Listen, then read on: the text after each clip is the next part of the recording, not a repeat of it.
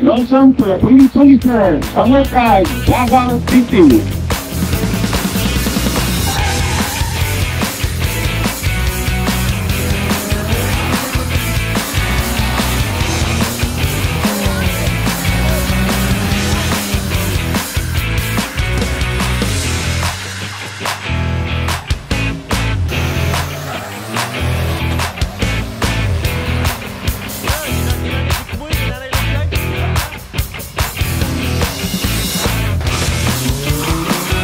So sa episode natin ngayon, isa na naman exciting na karera ang makikita natin kung saan maglalaban-laban ang pinakamagaling at pinakamatutulin na race car driver dito sa Davao City. Isang karera kung saan makikita natin ang iba't ibang klase ng sasakyan mula sa mga race car Civics, truck diesel at kahit na off-road vehicle. At sa huli ng video natin, makikita natin kung kaya ba nating makipagsabayan sa mga totoong race car gamit ang isang off-road vehicle. Yan at marami pang iba dito kay Bionic Man.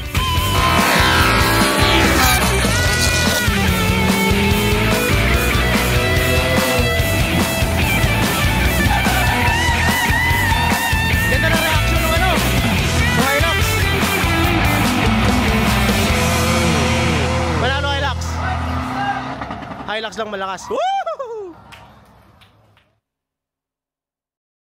So ito nga pala yung off-road Hilux na gagamitin natin ngayon sa karera. So ayan, makikita natin, napakataas, napakalaki at napakabigat. Pero tingnan nyo, naka-steel bumper pa ng bigat. Siguro kung tatanggalin natin lahat ng mga pampabigat dito, kaya natin parang kasing bigat na siya ng isang race car na Civic. So ayan, nakikita meron pa siyang ano sa likod oh. Ayan. So sa loob, manual transmission at saka napakataas, napakabigat. So ayan. So ito yung gagamitin natin sa karera mamaya. Tatakbuhin natin to, tingnan natin kaya nating maneho ng maayos, kung kaya natin makipagsabayan sa mga race car na ito yung gagamitin natin. At saka syempre, papakita natin sa inyo kung anong kayang ibigay nitong off-road Hilux na to. Dito na nga tayo sa loob ng kinakarera nating off-road na Hilux. So it's a Hilux 1KD 3.0. So nakatakbo na ako kanina pero kinakapa ko pa kasi nag-slide yung clutch.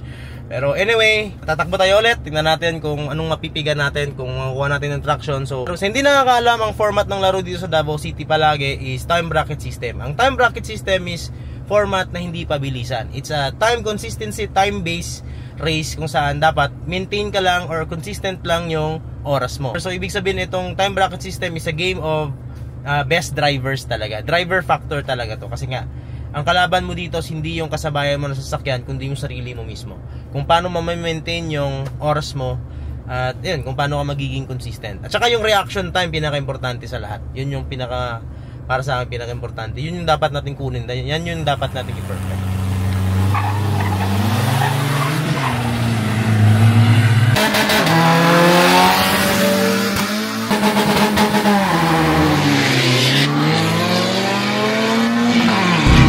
So ayun, nandito na tayo sa Hilux na 1KD.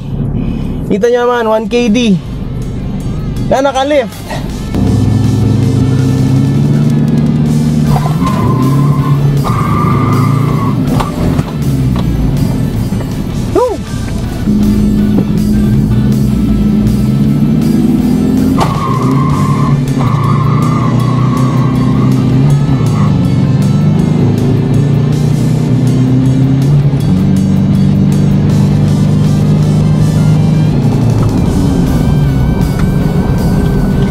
Grabing wheel spin. Tingnan natin yung reaction. Feeling ko maganda reaction doon. 0.3. Yung oras natin is 11.6. So ulit tayo. Tingnan natin. Ayan yan. Diba yun? Yan, nag-try tayong burnout. Off aircon. Makasabay natin. Tune by AOT na Strada.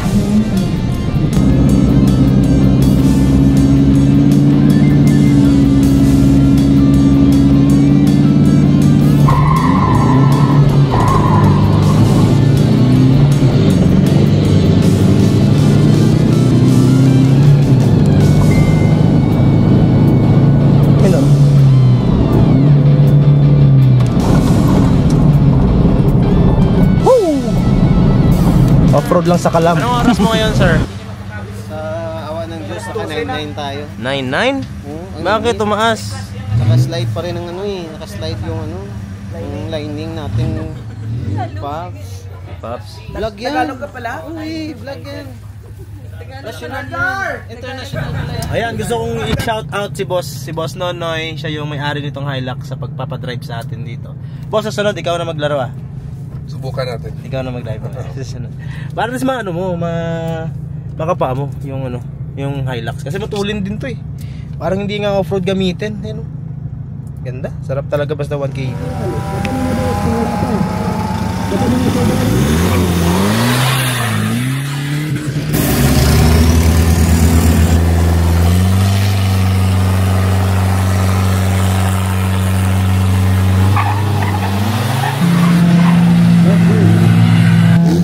So yun, nandito tayo sa starting area. Ayan, makikita nyo, nasa starting area tayo. Nakapayong na ako, sobrang init. Grabe ang init talaga. Ayan o. Twist Media.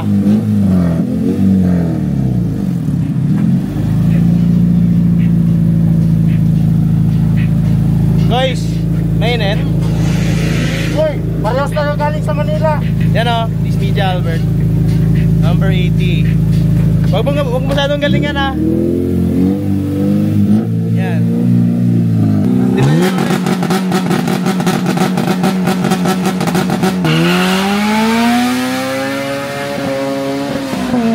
Yan, tuloy ng Civic oh.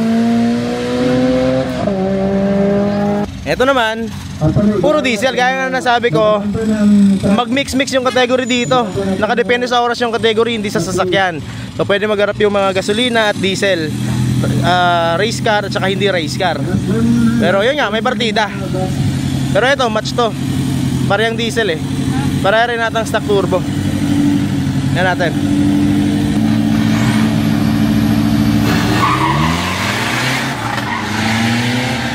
Grabe. Yung Ranger oh, nahuli na sa rangkada, nauna bata. Mauna pa yan, nauna. Ayan, Ranger, tuli na. So ayan, makikita nyo naman yung racetrack natin dito. Hindi yan katulad sa Clark. Ayan, semento yan, kasi subdivision tong racetrack namin. 200 meters lang, maikli. Pero yun, wala tayong magagawa kasi wala tayong magandang racetrack. Pero so pwede na to. Na at magsisimula na nga tayo sa official race natin. Yung subukan nating manalo, yung subukan nating mag-compete ng maayos gamit itong isang napaka, alam nyo naman, Hilux na off-road na minsan lang natin makikita pagdating sa drag racing. Kung manalo tayo at pala rin, salamat. Pero kung hindi, okay lang. Kasi naman, ang importante dyan is naging happy tayo at tinry natin yung best natin. Yan naman talagang essence of racing. You try your best, have fun.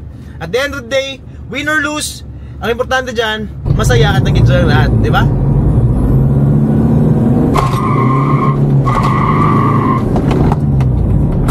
Hulog agad. So yun, ito yung mga sabay natin sa Civic.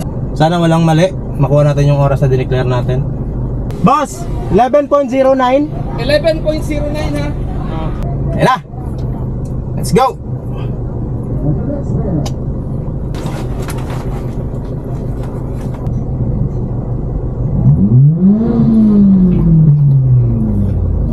Ayan na, stage na ako.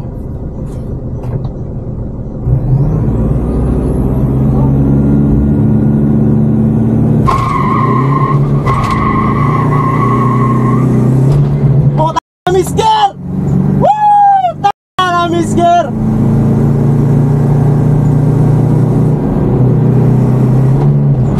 Talo ako!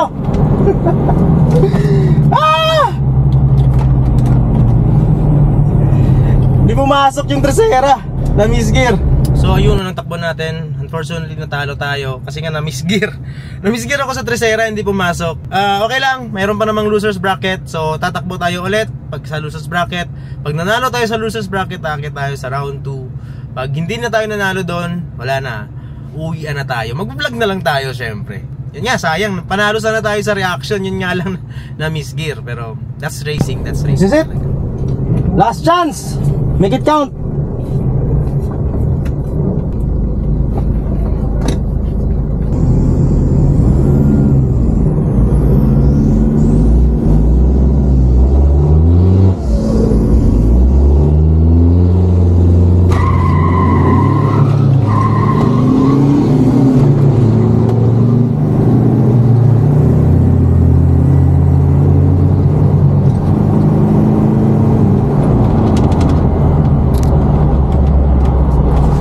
ayun.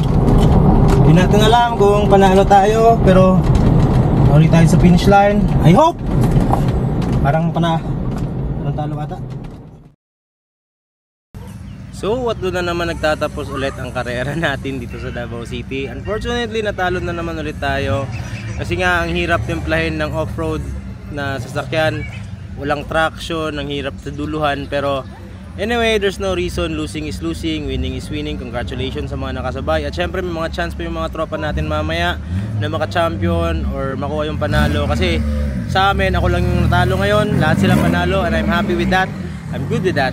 So, ayun, good luck sa kanila. Siyempre, so, ito na, tatakbo na yung mga nanalo nating tropa. So, unang-unang tatakbo, yung Strada ni Louie. Ayan, 4 and 15 Strada. Napaka-poging Strada ni Louie. Panda, kasi puti, black, carbon, puti, carbon. Napaka-pogi. Tatakbo na. Sige, siya, bukas pa kasi Class B. Nag-iisa sa Class B. Samahan mo muna ko. Rest mo na si Bionic Mobile sa Class B. Shout out naman siya. There you go. Shout out Bionic Man. Shout out racepinas.com. Tingnan nyo lang yung website para makita nyo live yung results.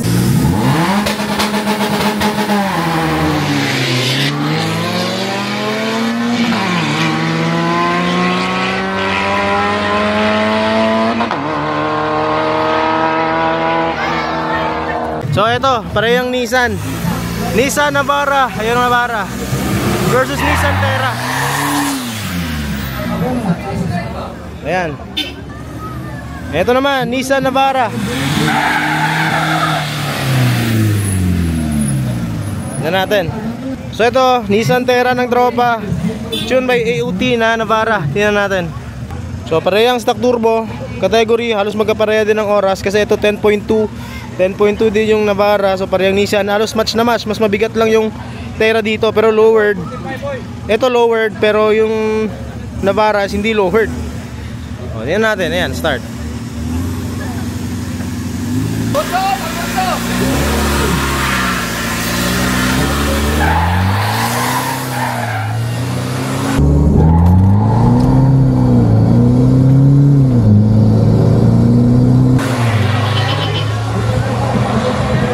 Panaro na ba atira? Tera.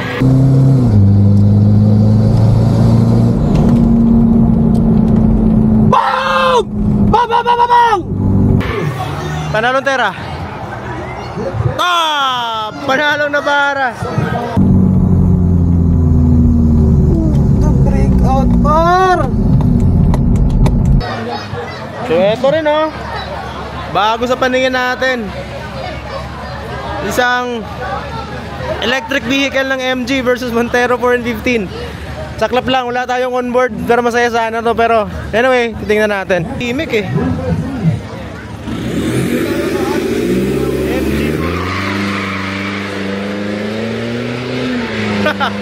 Electric. Tulin yan sa dulo. Electric. Nag-brake. Gago nag-brake.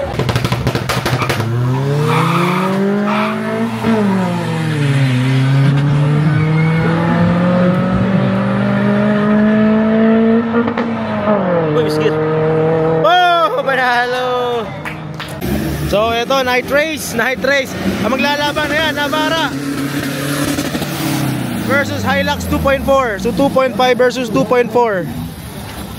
So yan yung Hilux ng tropa natin ng tune by AOT. Tsaka parehong tune by AOT pala to. Yan o, tune by AOT versus tune by AOT. So, napaka-pogi oh. Yan yung Hilux na hindi tinipid.